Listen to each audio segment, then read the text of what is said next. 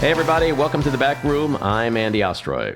Very excited about our guest today, Griffin Dunne. But first, I want to thank you for tuning in.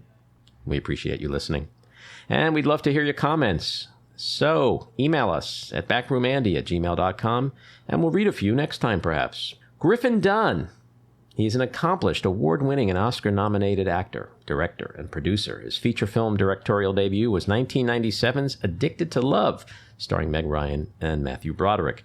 In 2017, he directed and produced the acclaimed Netflix documentary Joan Didion, The Center Will Not Hold, about his aunt.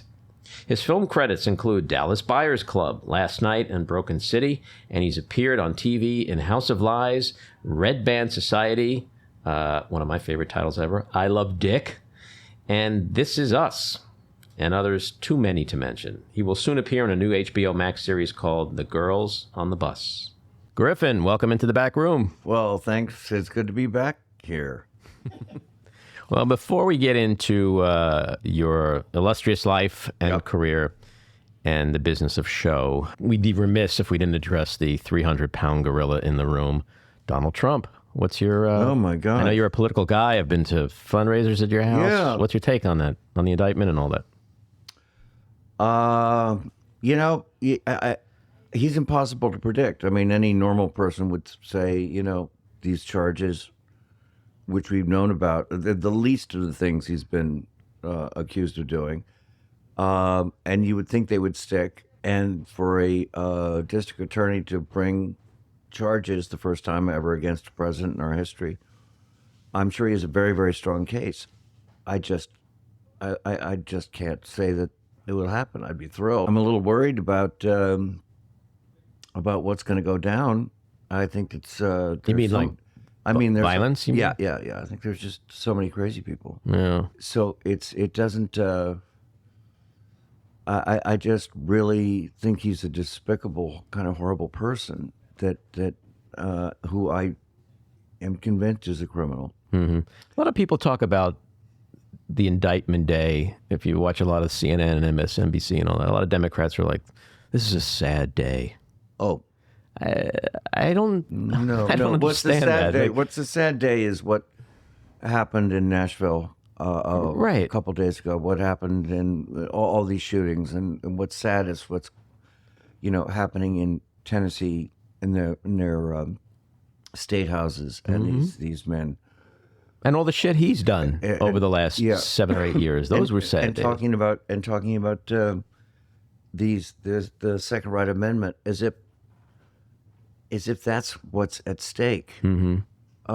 That it's more important than all these kids' lives. That's what has me most upset about everything. But it's not a sad day that Trump is going. It's just. But it's creating some uncertain times. And ever since this piece of shit has been in our lives, we've lived under the tyranny of uncertainty. So, do you think we ever, shy of death, do you think we ever get rid of him? Like, is he ever going to not exhaust us and suck all the oxygen out of the media, the room, every conversation? Our culture, society, like, we just saddled with, is he like just this hemorrhoid on society? Yeah, no, I'm afraid it's just going to take one, really potent heart attack to get him out of our lives. He won't be able to handle any kind of silence. Mm-hmm. And so you mentioned the mass shootings. What besides stuff like that, which is horrible, like what is mostly keeping you up at night when you think about the political sphere and all that goes with it? We have so many mutual friends in common with young kids, and I think about those kids, when they're in their 40s and what the world's going to look like, environmentally and politically and geopolitically. I don't know. You're really bringing me down, Andy. That's the point of this podcast. Is this the bummer podcast? Yeah, it is. That's why we have Xanax on the table, Okay, and that's why you're drinking tequila right now. Okay. So you spend a lot of time in the Hudson Valley. Uh-huh. And Is it correct to say you spend most of your time up here? Excuse me. If I am not working and required to be in the city or in Los Angeles or on location, I will spend it here. I came here, I bought a place here a little over 20 years ago. And, if I never had to leave, one of the upsides about the epidemic was I was just up here full time. Right. Didn't need to be anywhere. I'd never been so grateful to have a place. And what is it about being up here that is, at this stage in your life, or perhaps in the last 20 years, what is it that is really so appealing about being up here? I share your opinion, by the way. Yeah. I have something like biological happens to me as soon as I arrive, as soon as I pull into my driveway. I usually get that on the West Side Highway, by the way. Well, I found this place. I moved here so that I would not have to drive on the LIE to go to the Hamptons or Right. Sagaponack. I used to have a house there. But when I get here and I pull the car up and I let my dog out of the back of the pickup truck and it just starts running through the field, and I look down at my pond and it just something happens to me. I'm just like going, what was I so worried about? What was the big deal that I was just going on? It's just a different, it just feels all right in the world when I'm up here. Yeah. I kind of equate it to, like, personally, it's like my old guy phase where I like to put on my boots and just fuck around in the garden. And, like, I have a garage. I can put shit in my garage. Like, all the things you just never get to do when you live in the city. Absolutely. And you don't pay attention to. It's like you just get used to having this apartment, and there's a door and a building and an elevator. And it's like, there's a lot of fun in just like yanking weeds out of the ground and stuff like that. Absolutely. It's and also I think that I also have a menagerie of animals here that you have alpacas, right? I got rid of the alpacas. Oh, I shot them. Yeah, I was going to ask you, by what means did you get rid of the alpacas? Sometimes they're just too many animals, Right. and but so somebody came and got the alpacas. I used to have alpacas. They belonged to an ex-wife, and I lost the Sounds alpacas. like there's a story there. I lost the alpacas in the settlement. Very, very sad. And but I still have ostriches and emus and goats and chickens. And Who takes care of them? I got a person. For that. Mm-hmm. So they're not just there fending for themselves all week while you're no, but on set. It's fun to see them do it. Just scrap over food and stuff. It's hilarious. Set up a Nest camera to see them. Like, Absolutely. No, I have a wonderful caretaker and friend. She's been in my life for a long time. mm-hmm. But I mean, it started. It wasn't my idea. These animals, I've just become associated with them, and they're part of my identity. But about 20 years ago, our friend Charlie Wessler, he's been like my brother, since we've been best friends since we were like 11. And whatever I have is his, and vice versa. And he produced the movie Something About Mary, and he took Cameron Diaz's trailer from Florida where they were shooting it and parked it on my lawn. And I went away on location, and he said, I was thinking about it. We should get some chickens, because and I'll build the coop and everything. When you come back, we'll have fresh eggs. And I came back and I have ostriches. And chickens, or just? Oh, they were chickens. But like 6 ostriches, and then I've got alpacas, and he just keeps getting in. I said, I'm not paying for this. This is, he goes, no, this is all my thing. And he was taking care of them, paying for them. And kids been coming over, my friends' kids, they would come over and they'd see all these animals and they'd just freak out. And, now they're older, and sometimes somebody in their, late teens or, early 20s will come up and go, when I was a little boy, the greatest day I ever had was on your farm and playing with all those animals. And Yeah. Sophie was there. That was Sophie, a big of day course. for her. Sophie's a perfect example. By the way, I have an intense hatred for ostriches because, unlike you, who was blessed with the last name of Dunne, my last name is Ostroy. So that I was called ostrich for many, many years, and I maybe wrongfully, but I take it out on the ostrich. I understand. I didn't pain. realize we were going to go so deep with this. Yeah, no, it was scarring back then. Yeah. Wow. Yeah. You're okay. Yeah. So, your childhood, you grew up in an artsy showbiz family. Was that a blessing or a curse? I think neither. But it wasn't. When you're in it and you're a kid, you're not thinking, "Wow, this is so fascinating." But later, it becomes quite fascinating.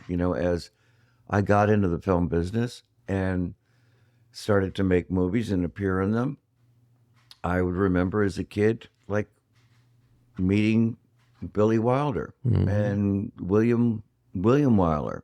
And, my mother dated the guy who wrote Shane and In a Lonely Place. And, I thought he was kind of when I was a kid, I thought he was just kind of a silly Englishman, who didn't ash his cigarettes, and they would always get on his tie and he'd flick them off. But then I wish he was still around. I have so much I want to talk to him about. And your dad was a producer? My Dominique dad was Dunne. he was a television producer when I was growing up. He had a company called Four Star, which was started by four stars: David Niven, Charles Boyer, Dick Powell, and Robert Coote.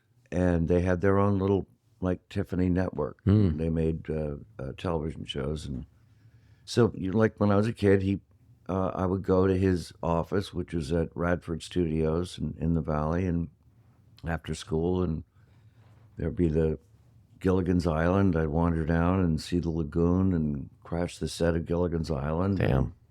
McHale's Navy. And, Now I'm jealous. well, no, I mean, that was a lot of fun. I bet it was. Going to Gunsmoke, and I think the most beautiful, my idea of nature was the back of the sunset on the set, the backdrop for a sunset on the Gunsmoke set. That was the most beautiful sunset I still have ever seen. So Is that still the longest running TV show ever? I think it's been surpassed by now, but it has been known as the longest running in history, which was over 20 years. But I have a feeling Mariska's, Oh, right. I think that beat it, Law and Order. Right. And I mean, I have friends who are lawyers because their dads and moms were lawyers, and they went to law school, and they grow up being lawyers, and then at some point they're like, "Fuck, I just wanted to be a veterinarian." Like, did you ever have that point in your life where you're like, "Yeah, life's been great. I've been working, and I have this great career, and I enjoy it, but really wanted to be a pharmacist." If I was, I'd like to be a dolphin trainer. That's very specific. I'd like to work with dolphins. Well, I don't know that I'd give up my whole life because I think the pay is terrible, and I'd probably have to live out of You mean there's no money in dolphin training? It's not that I do it for the money. Nobody goes into dolphins for the money. But, you got to love it. But I do think I'd live probably, somewhere in some shitty motel. In Florida, and Wearing a lot of SeaWorld clothing. Yeah. I mean, I think the quality of my friends would You'd smell like fish all the time. But yeah, I think you did better than that. So, but it's not like a dream that keeps me up, and it's not. I'm not going to walk away from this life for dolphins. But I don't know. I might. Now, is this because you were on the set of Flipper when you were a kid? You're very. You are so, my God, I had no idea how insightful. I watched a lot of TV growing up. Well, I really love that show. And I wanted to be can't do that. That's very good. If you stick around long enough, I could probably get it better, but there you go. But that kid, I wanted that kid's life so badly. Yeah, me too. Yeah. All the kids, what's his name, Ron Howe, Opie, the kids in the Brady Bunch. Yeah. Like, I came from a really dysfunctional family, so watching those shows, it's like, how did I draw this stick? I know. To be these kids. They were all so completely unrealistic, and they were all lying. There was no way. But I grew up in that same thing, and I was actually, I would see them make those shows as a kid, and I knew they were fake, and they still looked better than real life. There was the Beeve. Beaver? The rifle. Remember the kid in the Rifleman? Oh, my God. I wanted Chuck Connors Chuck as a Connors, dad. I used to look at my dad, and then I'd look at Chuck Connors and be like, how the fuck did this happen? That kid's name was Crawford. His last name was Crawford. And he got to use the Winchester. Oh, yeah. Do that, and they let him play with guns, and, I mean, come on. Yeah. All right. So you and I have something awful in common, of course. Your sister, Dominique, was murdered in 1982. My late wife, Adrienne Shelley, who you've worked with. I love she was murdered in 2006. I just actually looked it up and realized that they actually died within a couple of days of each other in November. Oh, I didn't realize that. Yeah. I think November 4th is your sister, when she died. When she died. And Adrienne died on November 1st. The thing I want to ask you is perhaps not what a lot of people would ask when they have this kind of conversation, but it's just having been through that kind of thing. How do you deal with the subject of closure? It's been all these years now, 40 years. Yeah. Are you able to reach that place that people talk about of closure, or is it still as raw as it was then, or is there just something in between that just is with you every day, but you just find your path forward? I think whoever invented that word closure, nothing ever happened in their lives. Yeah, amen. I think it's a fake word. Yeah. And I don't even know what it means. It's not like you stop missing someone. I don't even know what that means. What the other terrible thing we have is they didn't just die. They were murdered by a man, and I don't know, people talk about when you see those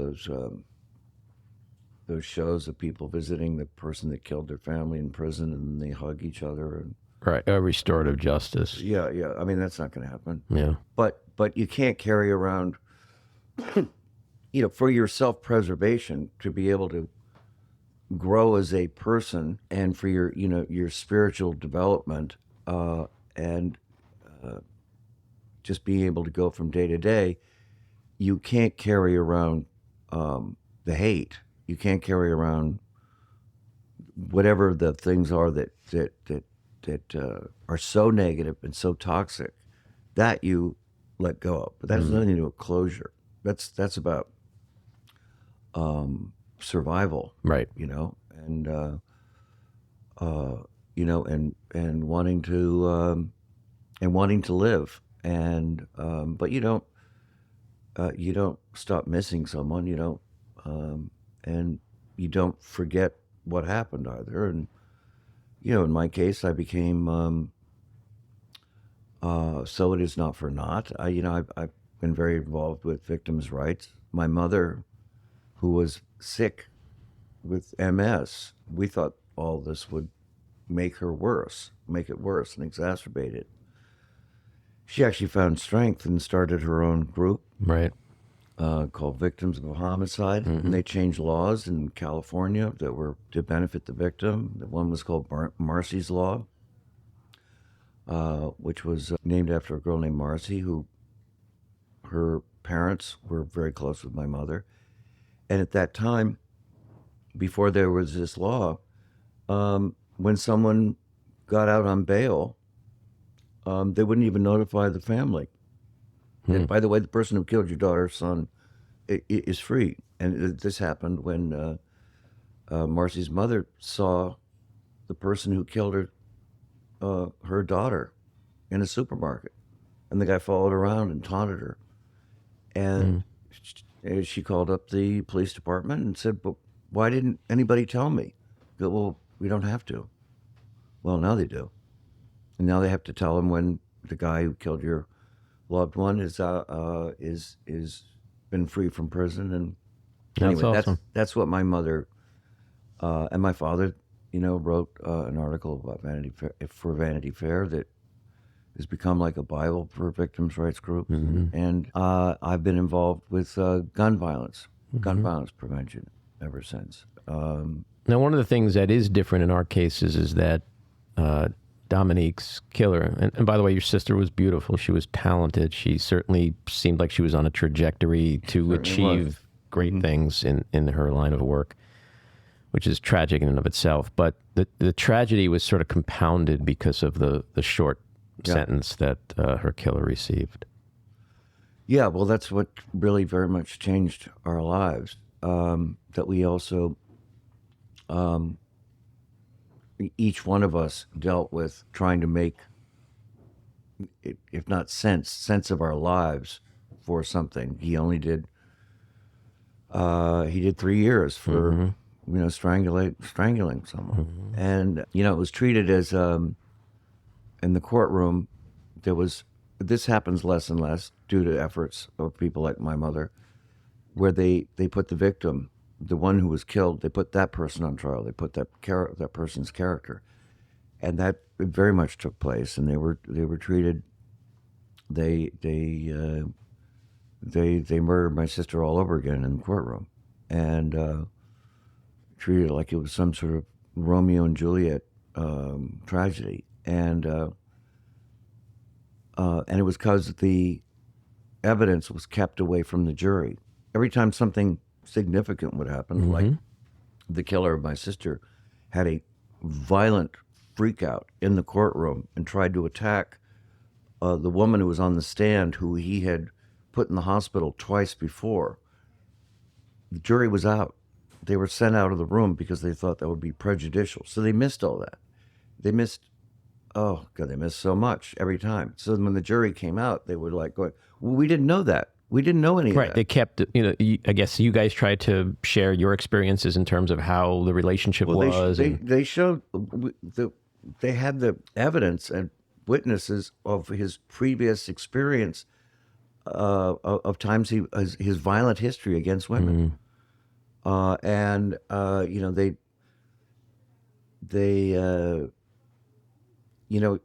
were going for at least second-degree murder. It turned out to be manslaughter, is what he was convicted of. But they apparently, if you shoot someone, that can be a first or second-degree murder. But if you take the 6 minutes it takes to strangle someone, that's manslaughter. Right. As if it's not premeditated. Right. But what's going on in those 4 to 6 minutes? So it was a travesty. Yeah. And well, when Adrian's case was starting to percolate in the court system, but pre-trial. Yeah. Although we never went to trial, but you and I met, and because I asked you about your experience, and you gave me what I still tell people is incredible advice that literally profoundly changed the lives of myself and everyone in our family. And you said a couple of things that were amazing. One of which was, you said that you had come from a showbiz family. And so, just if you spend time in a trial, like when there's a break, you go to lunch, maybe you joke around because it's just, whatever. And sometimes the jury is eating lunch in the same place. And you said, don't smile. Don't show anything that could make these morons go, oh, he doesn't really care about his wife getting killed. And at the time, I was like, really? Like, you have to do that? Are people that stupid that they can't allow you to laugh or smile? But that stuck with me. And I remember standing next to the prosecutor in the courtroom during hearings and seeing, I was like a robot because of what you told me. Yeah. I'll never, oddly, we would have lunch breaks. And what was odd was the jury, we all went to the same restaurant, the Ivy, which is on in Santa Monica. Robertson. No, they had one in Santa Monica. Right. Too. And the jury would sit at their Last Supper table on the other side of the restaurant, and our friends and family who came every day, were on the opposite ends of the restaurant. And after a particularly brutal day of testimony, of hearing the defense lawyer, it was a tough day. And somebody told us a story that happened to my mom, and it made us cry with laughter. And we were kind of like, we were letting everything out. Of course. But, and I remember looking at the jury, looking at us like we were monsters. And they'll never, we didn't conform to what their idea of what grief looks like. Right. They had an image in their mind from, movies and television, whatever they think sadness and grief is. And, all the way through that, and continues all the way through life. I don't know if it's from being Irish Catholic and how it was. I find humor in the worst possible times. Welcome to my world. Yeah. And I have, cried with laughter and never been funnier when things are terrible. Right. I don't know what that's about, but well, just laughter makes you feel better. It doesn't negate anything you feel as a human being, compassionately or empathetically for other people. It's your way of coping. Yeah. The other thing you said to me, which is really something that changed our lives and made me look at everything from a business standpoint, is you said, if they negotiate and there's a good deal, take it. Because apparently, I guess you guys had a situation where you could have maybe taken something and you didn't. Yeah. And that just stuck with me. And I remember the prosecutor sitting me down and saying, we have a chance of 25, no parole, no appeal. That's it. And my first reaction was, I want 25 to life. And then I started thinking, and because he was saying you can go manslaughter, and all of a sudden he's out in 3. And your words stuck with me when I had that conversation. And it's heartbreaking to think of what your family went through in that regard. Yeah, it could have been avoided. We found out it was really just a mind fuck. He was just feeling us out. They were offered it, and when we accepted it, they changed their mind. They just want to see if we take it. So we were going to go to trial no matter what. But if it was real, at least it would have been, even after parole, it would have been twice as long as it turned out to be. And that guy is in your situation. He's still doing time, right? Yeah, but he's that 25 is going by very quickly. Yeah, I mean, he'll be out in 11 years, 10 years, or something. Yeah, like well, that. 9 years, I think. I would have been very happy if our fellow was. I can't imagine what I mean. I feel for you and your family, and I know how that still exists today in your minds. Yeah. So let's talk about work. Growing up, before you really started getting into the acting thing, who were your inspirations as actors? Who did you look at on screen and go, I want to be that guy or that woman? Yeah, I would say Dustin Hoffman. From the time I saw The Graduate when it came out, I was like 5 years from being able to legally see that movie. I don't know how I got into the theater, but I saw it. And I just looked at that guy and I thought, oh, he's kind of funny looking. I'm kind of funny looking. And he's hilarious. And this movie is like the funniest, greatest thing I've ever seen. I really want to, I think I want to be an actor. Although, I grew up as we were talking about around all this, and previously I did not want to be in show business. I didn't want to be in I didn't want to be in Los Angeles. I didn't want to be talking about movies around the dinner table the way I grew up doing. I wanted to go to New York and be a writer. But anyway, I saw Dustin, and that got in my head. And on the day, like any kid in LA or probably any town, when you turn 16, you get to drive a car. You get your driver's license. It's the most important birthday of your life. And so I went to, I wanted to go to the DMV in Santa Monica, and nobody was in the house when I woke up on my birthday. So I took my mother's car and I drove myself to the DMV. And the instructor said, okay, where's your chaperone? I went, oh, she's just in the bathroom. Well, let's do the test. So we did the test. I passed and he goes, I need the chaperone to, sign this. Oh, I don't know where she is. And he signs off, and I have my driver's license. It's your first acting gig.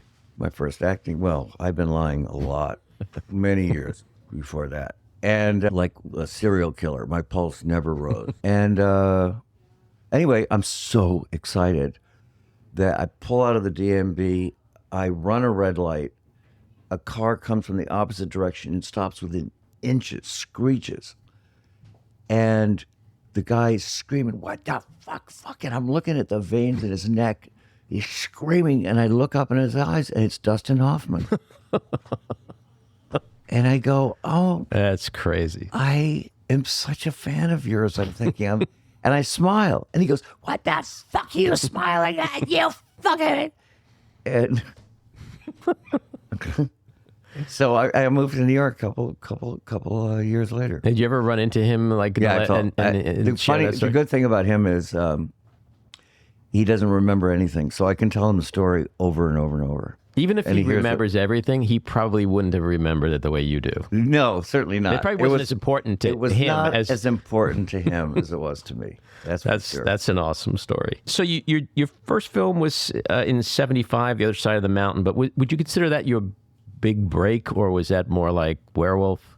Yeah, Werewolf for sure. I mean, that was The Other Side of the Mountain was the first movie where I went on location and. I met so many people. I became really close friends with Dabney Coleman, and who was one of the funniest men ever. But no, as far as having a lead part and, having something that's going to come out in movie theaters that people are going to notice, that was definitely Werewolf, yeah.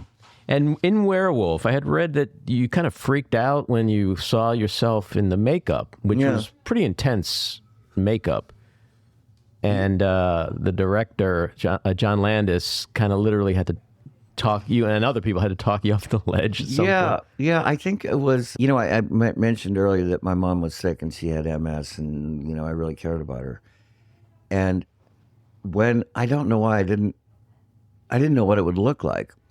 And it took hours and hours and hours. And it was the first phase, the makeup, where the werewolf had just attacked me. And I looked at myself, and it was so real. The wounds and the veins and the blood and everything was, I looked like what I would look like if I was violently attacked, violently murdered. And it was really, all the people go to, the horror comms and all those things, and they all dress up as that they've been murdered and all that kind of. I never really had any. They never had any appeal to me, like what they saw and all that. And this was like not ever.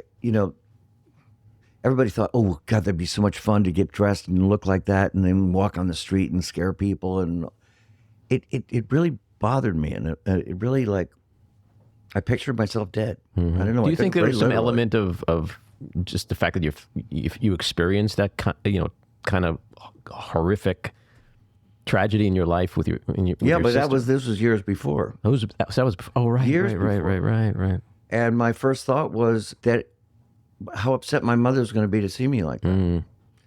Some people worry about when they do porn. They go, "I hope my parents don't see this." Oh, I never worried about that. I wouldn't worry about that in the least. I would have brought my mom to the theater. But in this case, I didn't want her to see her. Her to see me as a so victim of selfless violence. of you. I know. And then you worked with, what was it like working with Madonna in Who's That Girl? Yeah, we had a lot of laughs. She was very funny. I mean, it was a, alternate universe because you're just never alone. You're,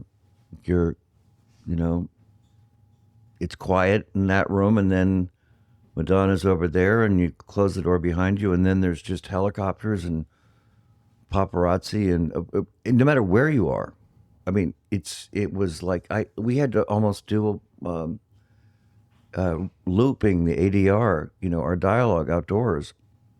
I had to almost do it all just because of helicopters that were hovering over to get pictures of her, and when she would leave for the day, she'd drive off the lot, and about 6 cars of just weird, stalking, creepy fucking people would just follow her. I don't know how she handled it. She just enjoyed it, and she was very hardworking. I'd stumble onto the set for 6:30, 7 o'clock call. She'd have been out for 3 hours working out in the hotel gym. Mm-hmm. She didn't waste a moment. I was 26, living out in LA in 1983, and my boss, who was maybe a year older than me at the time, this job I had, and we were going to a meeting, and he goes, "I want to play you something." And he was gay, and he goes, it played this woman in the gay clubs all the time. She's going to be huge. And he puts on, I think it was Borderline or something. Mm-hmm, mm-hmm. And I was like, oh, that's pretty catchy. But that's how she started, and they all knew that she's going to be tremendous, and she was. I mean, back then in the mid '80s, there was nobody. I don't even think today there's anybody that comes close to being that big the way she burst out. Yeah, I always felt a little out of sync, and she would give me a lot of shit about this. That I liked her. The music to this day really doesn't grab me. It's just not my kind of. I'm a very. I was more. Indie rock. L.A. You're more of like a Billie Eilish guy, I think. Maybe. Although I like her a lot actually. But no, it was more Eagles, Jackson Browne, Linda Ronstadt kind of a thing. The sort of a metallic sound of, the overproduced sort of sound of hers. It just didn't grab me. Right. But I could appreciate it, but it wasn't my kind of music. Well, before that, actually, you did After Hours, working with Scorsese, and this movie is like a classic. Was that like the best time of was that like your favorite film to do? It was. Every day was a gas. Every night, I should say. I had the gaffers from the movie came and blacked out all my windows in my apartment just so I could sleep all day. But it was, where I learned the most. It was like, every day from pre-production, from the moment Marty said yes to the movie, he would hand me a VHS, which is, the technology at the time, and go, you should know who this guy is. And it would be a Bergman film or a Rossellini, and he had a library, thousands of these VCRs and the machines that would just be recording, for movies of the week and stuff. And he had an assistant that had to go through TV guides when people use TV guides and circle whatever movie was on, and set the time on the recorder for it to play if it was going to go on at 2 a.m. or whatever. Just to find someone who knew how to do that is still a miracle to me. I don't believe anyone really knew how to do that, even when there was the technology. But he would have, like 6 or 7 machines just going on 24 hours.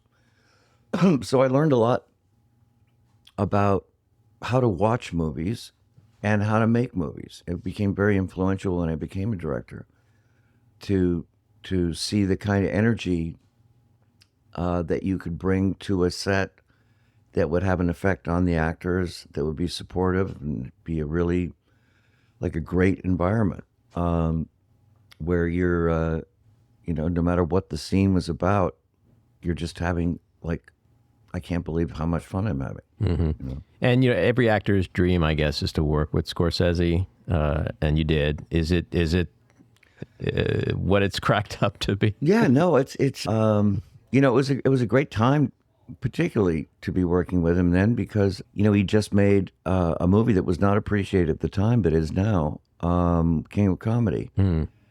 But that Rupert Pupkin. But that movie lost the studio a lot of money. It cost, and his reputation took a hit for being over budget, and he had to really prove that he could make a movie for a price. I was one of the producers. Amy Robinson and I were the producers, and of After Hours. Amy found the script at Sundance, at the Sundance Lab. Joe Minion had written it as like his school thesis to get to graduate from Columbia Film School. Wow. And he and it got to Amy through a Serbian director named Dusan Makavejev. Anyway, she read it, called me and said, "This is the script is great. This is a perfect part for you." and we started to make it. And we got it to Marty. Amy was in Mean Streets. Had already worked with Marty, and she played Teresa in Mean Streets. So That's an underrated movie. yeah, and so yeah, it was a great experience. And then in '92, you did this Disney movie, Big Girls Don't Cry, They Get Even, with Adrian. That's right. I was thinking, where the hell are you? This we're talking about after hours. Now, Big Girls Don't Cry, famous in my canon. Well, it's just showing your range. But now I know why you're bringing it up, because that is where I met Adrian. Yeah. So what was it like to work with Adrian? Oh, I just loved her. She played my girlfriend. Right. And it was really funny how I wasn't that old, but I played a guy who had a really young girlfriend, which just sort of tickles me because now I am old, and I do have a young girlfriend.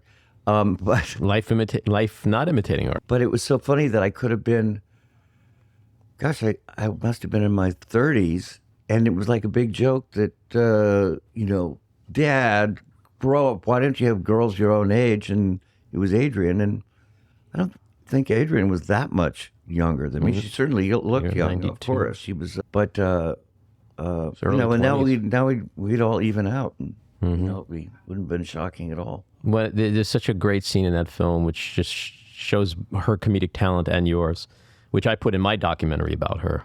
Shameless plug, HBO Max, Adrian. Wonderful dog. Thank you. Know how much I admired her. And I want to talk about yours in a minute. But so she's standing in front of this big, giant, blank white canvas, and she's staring at it. And she's not very bright in the movie, okay, which is funny because in real life, I think she had like a 400 IQ. But, yeah. And she's staring at it, and you walk over, and I think her name was Audrey, maybe? And you said, what do you do? And she goes, your work. And you're like, Audrey, it's just a blank canvas. And she looks and she goes, yeah.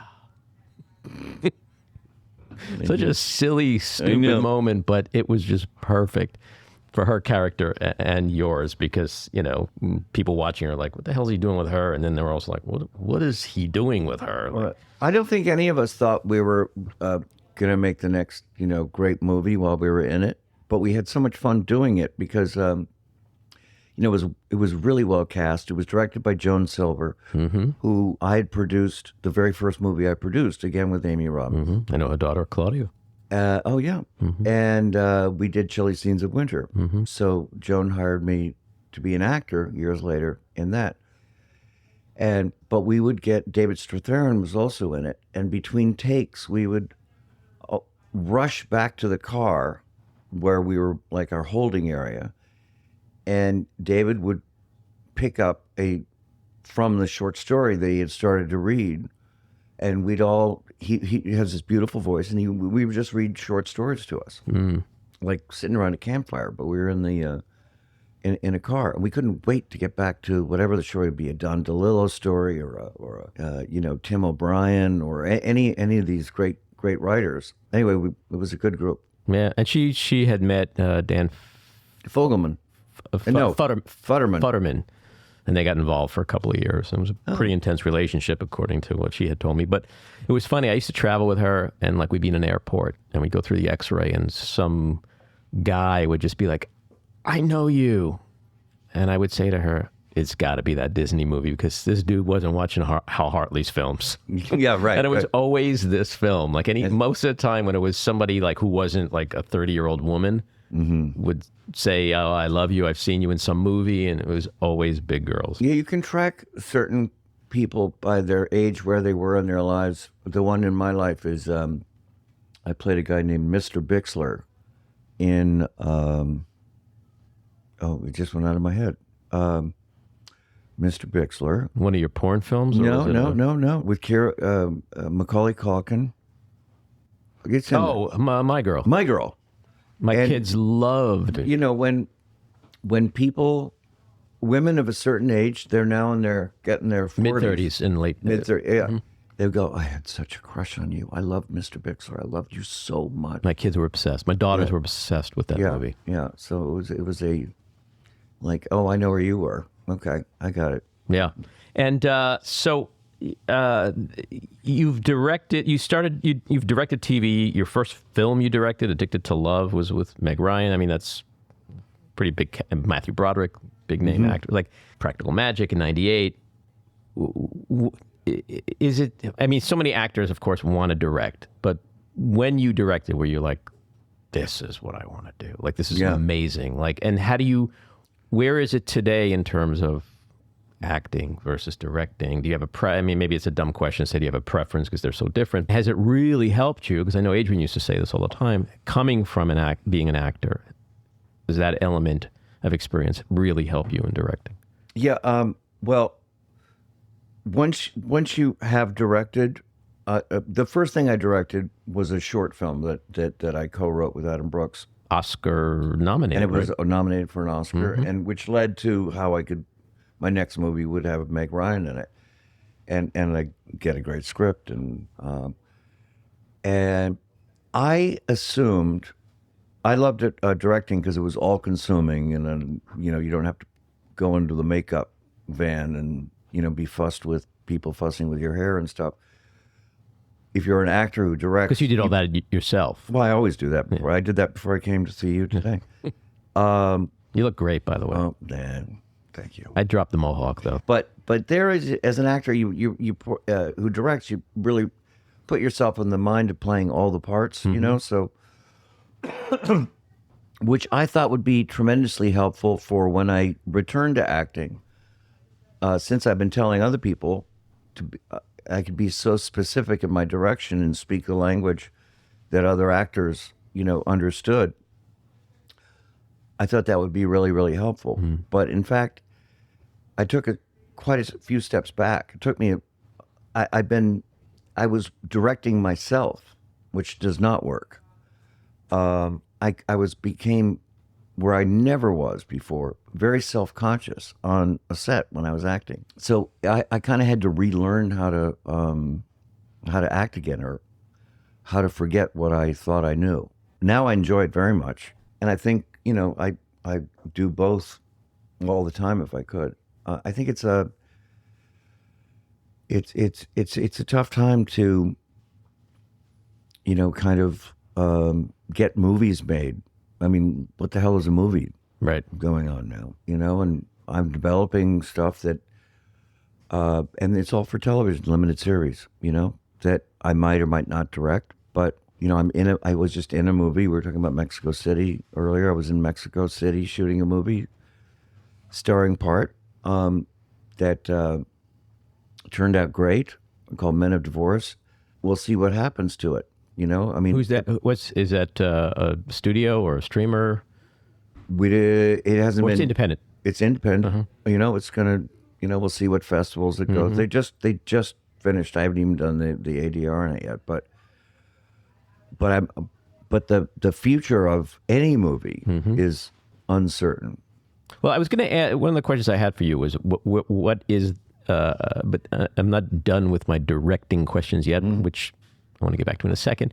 But I do want to ask you about the differences, good and bad, in the movie business today. It's easy to see what's happening in TV, which is like an explosion of content and talent, and everybody wants to do TV, and there's such amazing television programs. But the film business has changed so much.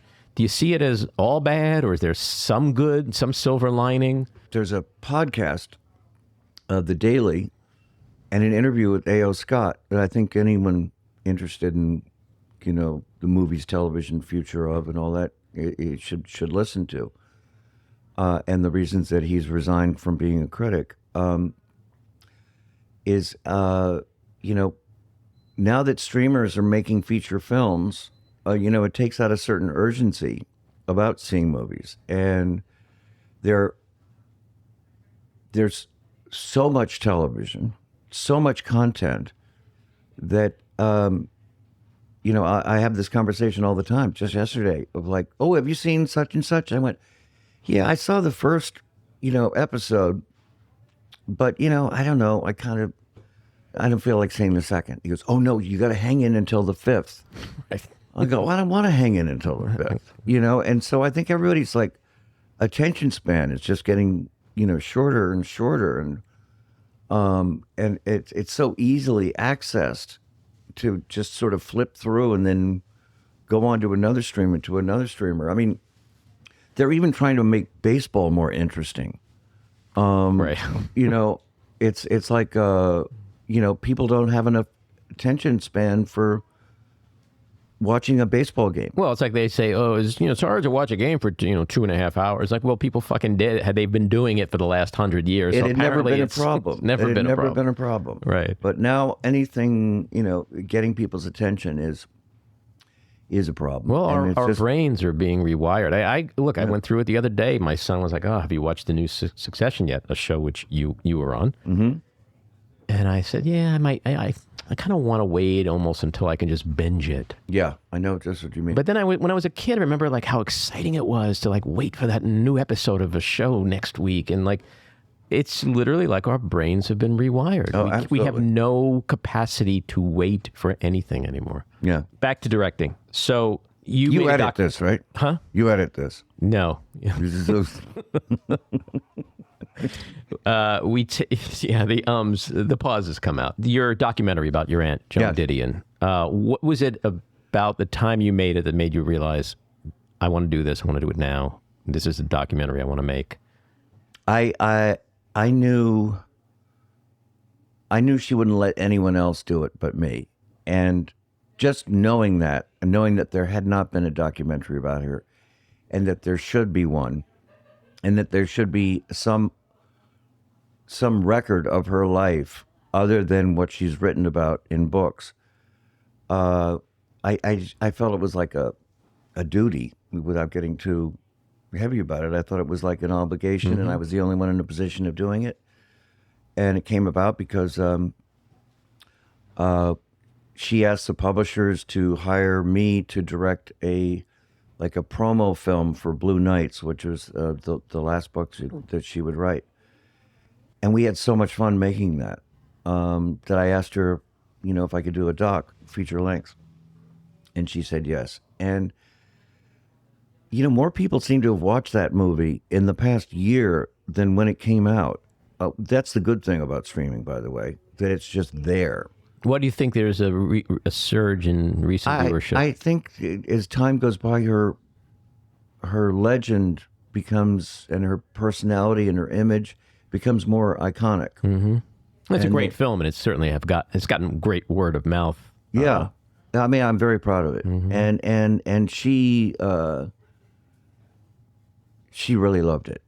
And I was able to make that movie while her health was still good, and we could go to the New York Film Festival, and we'd sit up in booze, and I'd help her stand up as she got a 10-minute standing ovation. And I was able to make that happen. Well, it's such an intimate portrayal and documentation of her life, and I think people are right that only you could have done it, because there were people who told me the same thing about my film. Right, of course. In our final moments, I want to ask you just a few quick questions at the risk of calling a lightning round, which I won't do, but it's basically what it is. What's the work you're most proud of? I